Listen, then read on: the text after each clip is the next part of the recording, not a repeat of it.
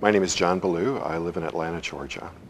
And I knew I was gay from an early age, probably about age 10, and struggled with my sexual orientation. I went through psychoanalysis when I was young, trying to become heterosexual. It didn't work.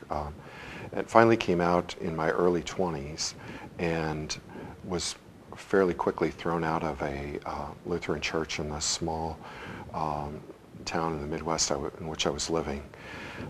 But I still stayed involved with the church. I'm not sure what kept me involved, but I stayed involved. And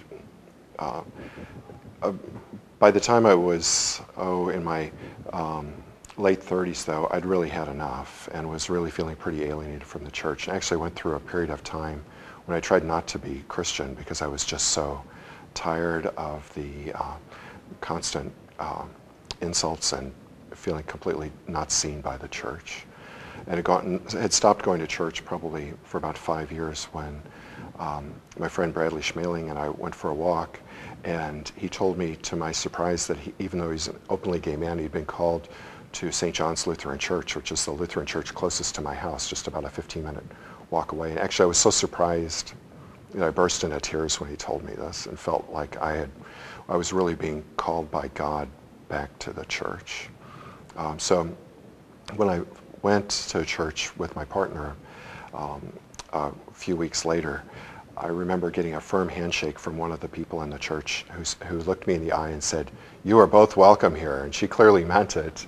And I asked Bradley if it would be okay just to join, but kind of stay in the back of the church and not do much of anything, just kind of sing and worship, because I was really pretty hurt by the church at this point.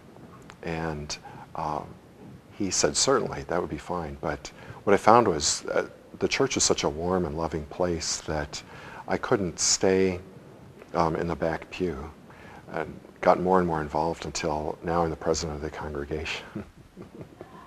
And we're working to keep it an increasingly warm and welcoming place.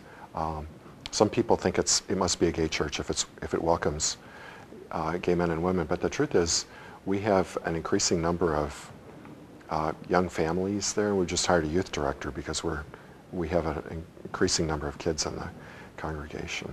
So it's a loving place, and I think really a sign of what the church ought to be.